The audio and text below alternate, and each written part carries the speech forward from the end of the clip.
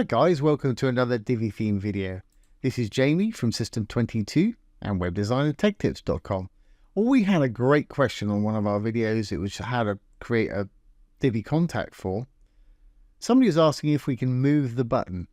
By default, it's over here on the right hand side. I think they wanted to move it to the left, but I'm going to show you in this video how to move it to the middle, to move it to the left, and also have a button that displays the whole width of your contact form there. You see that quite often. Got to do a bit of coding for this, but it's really easy to do. So let's get started. I'm going to enable the Visual Builder. Once enabled, let's roll down to where we want to work. I've got a section here, the blue tab. Inside I've got a row with a single column. Let's get rid of this contact form. We'll start from scratch. Okay, let's add a contact form. Little dark button to add a new module. I'll roll down to contact. There it is right there, contact form. By default, it puts in a few fields for us. I'm not going to go through setting up this form. If you want to learn how to do that, have a look at our Divi for Beginners video playlist down below. We go into detail down there. Okay. It puts in a little button, as I say, on the default, it's on the right. I'm not going to use a recapture for mine today. You can use this for this if you want to. It'll do the same thing. But just to keep it simple, let's take that spam protection off. So we just got the little button there. Fantastic. Well, you'd think you could go into the button. If we go over to design and down to button, hit the custom styles, you'd think there'd be an alignment there, but there isn't. Or at least I can't find one. So we've got to do it sort of manually. But while I'm in here, let's just change that text to a white color, make that button a little more interesting to look at. And a blue background, that's great. Okay, because we can't actually move the button around here, we're going to have to see how we can do it. Let's just save what we've got here. We'll exit the Visual Builder. Roll back down to where we were working. Let's have a look at this button. I'm going to right click and hit inspect. I'm using Google Chrome here with the great inspector tools.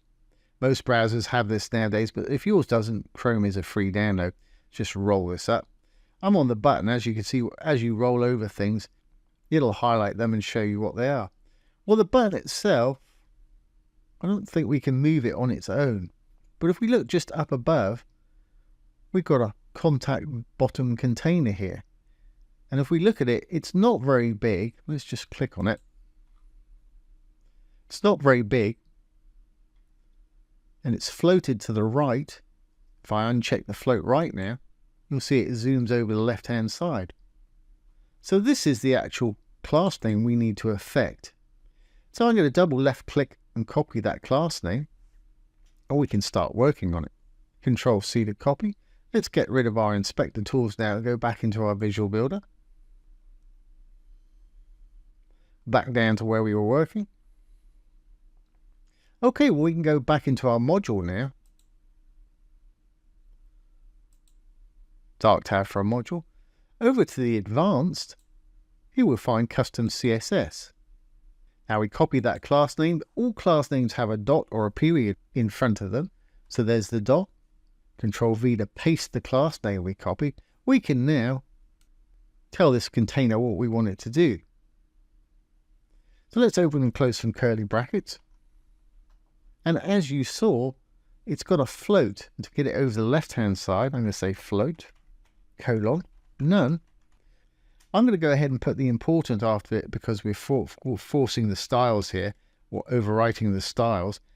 So that's exclamation mark, important. Put a little semicolon after that. Great, well that's on the left-hand side there, but it's not quite lined up correctly with our fields above. I happen to know these have got a 3% padding on the left-hand side. So let's put that down there. So when I inspected them, I checked that out earlier. So I'm going to say padding, left. I'm going to give it 3%. And that's rolled it over a little bit too much. And the reason that is, that button's actually got a bit of margin on it. I need to take that away to get it to line up perfectly with the above fields there. So we need to find a class name for that button. which I happen to know is ETPB button. But if you're not sure, you can either re-inspect, or if we go over to the module elements here, roll down, they've got a button. We can just write the code in here if you want to. And to find a class name, you can hit the little question mark there, and it'll tell you what the class names are. And it's this last one here, dot. Every time you see a dot, that's a different class name. One I want is ETPB button. So we could write it here, but I'm just going to grab this class so everything's in the same place, just to keep it easy. I don't think you can actually copy from here. I know what that is. So let's go back up. We'll go back into our freeform CSS tab. I'm going to drop down one. Again, it's a class name. It was ET_PB_ button. And we can open and close some more curly brackets here. And all I'm going to do is say margin left 0. As you can see, that's now nicely lined up with our little fields on top there. Let's put a little semicolon on the end just in case we want to add another bit of line of code. Now, let's just make sure this is going to work on tablet and mobile also. So to do that, I'm going to hit my little purple button down here. Let's flip to tablet mode, make sure it's going to line up on tablet. Perfect. And on mobile mode, perfect. Great. So that's how to get it over to the left-hand side. Now, if you want it in the middle, we've got to do a slightly different thing. But to put it in the middle, we want to keep our float none. We want to keep our padding left 3% just so it lines up with the other fields. So let's put a little semicolon there. If you don't put a semicolon, it won't read the next line of code within the curly brackets there. I wanted to give it a position of absolute, semicolon. I want it to be halfway across. So I'm going to say left 50%. As you can see, that's floated that over there, but it's sort of lined up here. It's not actually in the middle. The left-hand side's in the middle. Well, actually, it's not quite in the middle. It's slightly to the right. It's because we got the padding left 3% on there. For this particular thing, we don't need that. So let's get rid of that one. And to make it perfectly in the middle, we just need to use a bit of transform translate. Transform, colon, translate. So round brackets right at the end with no gap. Now I'm going to say negative 50%. That should bring it back. Negative 50%, 50%. That's going to bring it back by half of itself right there. So it should be in the middle now. And again, let's just check that on tablet and mobile.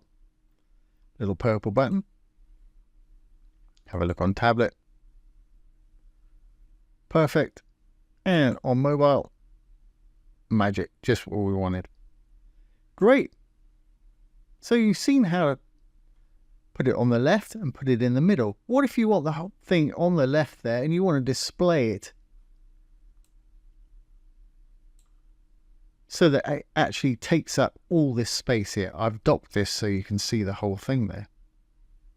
And again, that's pretty easy to do. So let's take away our left and transform translate. Now I need to put my padding left back in, which was 3%. Dash left, 3%. Lines it back up for us there. But because we've got padding left 3%, I also want 3% on the right too. So let's just copy that. Control C. Drop down, paste it in there and change that left to a right. Get rid of that little flag that's popped up. Now we want to change the width so it's full width here. So let's go down a little bit more. Make sure that our bottom container is full width here. So I'm going to put width 100%. Now we can try forcing that button to stretch the whole way along. We can do that in our little button below here. And let's just grab our width that we've written there. Control C to copy. Drop down in our button here. Control B to paste. Yeah, that's kind of done it. It's not quite long enough though, is it? And I think that's because our container's not long enough. And I happen to know because I experimented earlier, I think it's 106%. So let's change that to 6. And that's done it. Perfect. And again, let's just check it on mobile and tablet. Here we have it on the tablet. Perfect. Here we have it on the mobile. That's great too. Fantastic. So let's save our changes here. And we'll exit the Visual Builder. Roll back down to where we were. And there's that form with the full width button there. And all that code I'll put down below the video for anybody that wants to copy and paste it. It's really easy to do. I would encourage you to actually write your own. It's really easy and will take your editing skills to the next level. It really will. CSS is a really fun thing. Well, I like it. So I hope you've enjoyed this today and found it useful. If you have, please give it a thumbs up, ring the bell, comment, share and subscribe to our YouTube channel. Don't forget, if you have any questions, pop them down below the video. I'll do my best to answer them for you or make a little demo video just like this one. So once again, this has been Jamie from System22 and webdesignandtechtips.com. Thanks for watching. Have a great day.